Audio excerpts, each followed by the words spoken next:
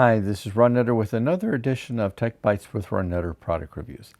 Today we're looking at the Lesnow Solder Sucker Desoldering Pump. Boy, isn't that a mouthful. And 3 things you need to know.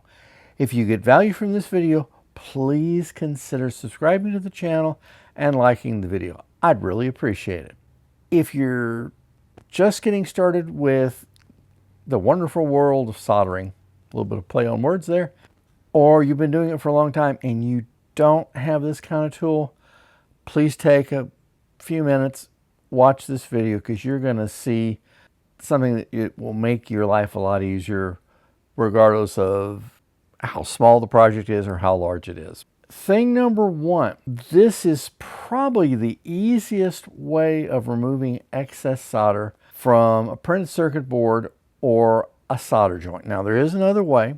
Try this one, and it's maybe gives you a little more control. It just depends on your usage, and you may want both systems. Thing number 2, the ergonomic design makes this easy to hold to get the job done. So you can point it right at where you need to remove the blob or the excess solder and get things cleaned up. And to say this thing sucks is, well, it's an old play on a vacuum cleaner joke. Thing number 3. The tip end is easy to unscrew for the cleaning of the tip and the spring. And if you've got the right kind of material, go ahead and wipe out the inside part of the chamber, because that's going to help it keep it running to work the best for you. And I've kind of walked into my next one, and this is thing number 4, and as a bonus, it's a good idea to clean this after each session of use. And when I say session, don't think you've got to, if you've got several blobs you got to clean up, don't think you got to clean it up after each one. But say when you're through using it for the day or whatever project you're on, if you're